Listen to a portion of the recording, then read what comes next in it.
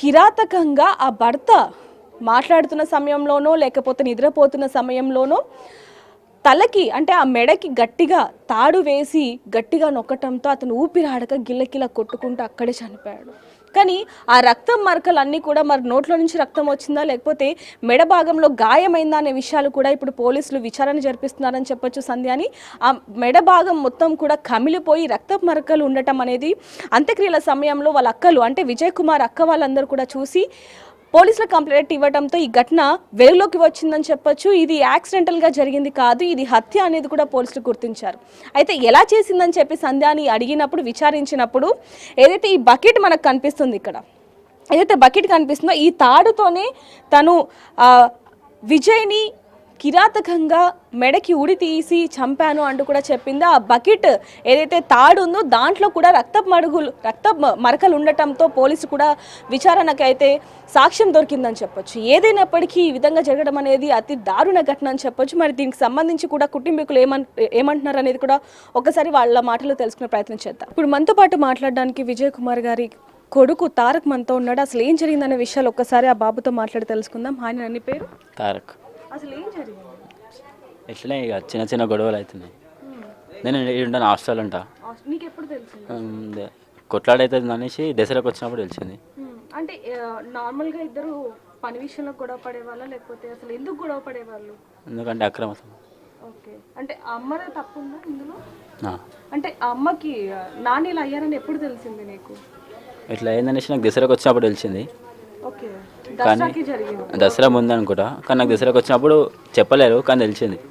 Okay, అంటే చనిపోయిన తర్వాత కూడా అదొక యాక్సిడెంట్గా అంటే బాత్రూంలో జారి పడ్డారు అనేది ముందుగా అందరికీ చెప్పారు అనేది అంటున్నారు. నిజమేనా అది?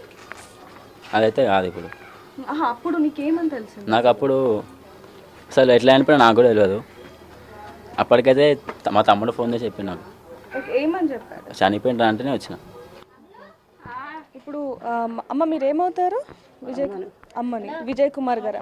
ఇప్పుడు మనతో పాటు విజయ్ కుమార్ గారి అమ్మ మనతో పాటు ఉన్నారు. అసలు ఏం జరిగిందనే విషయాలు ఒక్కసారి అడిగి తెలుసుకుందాం. అమ్మ ఎక్కడ ఉంటారు మీరు? ఇక్కడే ఉంటారా?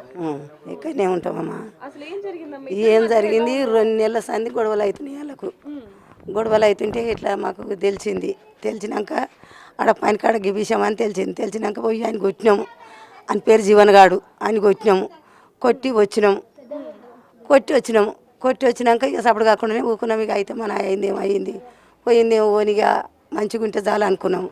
ఇక అనుకుంటే ఇక వాళ్ళంతా వాళ్ళు విన్నారు. మొన్న దసరా పండుగ నాడు చిన్న గొడవ పెట్టుకురు. మళ్ళా గొడవ పెట్టుకుంటే పోనీగా అయితేనే ఉంటాయి అనుకొని ఊకొని నేను ఊరికి పోయినా 10 రోజులు ఉన్నా. ఇక చనిపోయినాక ఇట్లా అన్న చనిపోయిండని నా చిన్న కొడుకు ఫోన్ చేసాడు. దవాఖానలోకి వేసుకుపోయినాము, దవాఖానలో ఉన్నాము, నువ్వు రా తొందరగా రా అంటే నేను వచ్చేవరకే ఆ సేబాన్ని తీసుకొని ఇంటికి వచ్చిండ్రు. దవాఖానలో చూసి ఇంటికి వచ్చినా ఇంటికి వచ్చేవరకల్లా ఇన్నే ఉందా పెయిన్గా. ఇక నాకు గంతనే వాళ్ళు కొట్లాడింది కూడా ఎన్ని ఏళ్ళ సంధి అవుతుందమ్మా మాకు అయితే తెలియదు. 2 నెలలు మాకు తెలిసి 20 సంవత్సరాలు అవుతుంది. ఏమో ఎంత ఉన్నదో ఏమో నాకు అవన్నీ. అంటే ఇక్కడికి వచ్చిన తర్వాత అంత్యక్రియలు జరిగేటప్పుడు అసలు ఎవరికి అనుమానం వచ్చింది ఏంటి? అసలు మళ్ళీ ఎందుకని పోలీసులు కంప్లైంట్ ఇచ్చారు? ఎందుకు ఇచ్చినాము?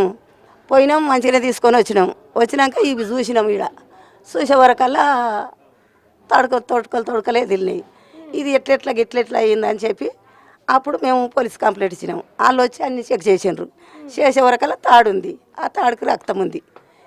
అది తీసుకొని పోయినరు వాళ్ళు. 40 ఏళ్ళ కొడుకు లేడని అనుకోవడం చాలా బాధాకరమనే చెప్పాలి. అసలు 2 పిల్లలు కూడా ఉన్నారు వాళ్ళకి. 3 ఉండరా మా పిల్లలు, 3 పిల్లలు. నేను సత్య ముసలిదాన్ని, నేను ఏం చేస్తా? ఆ పిల్లల్ని నేను చూస్తా. నేను ఇట్లా చేసి నా పిల్లలు ఆగం చేసి పోయే, లేకుంటే దానికి బల్బ్ ఎక్కితే పోయేతుండే.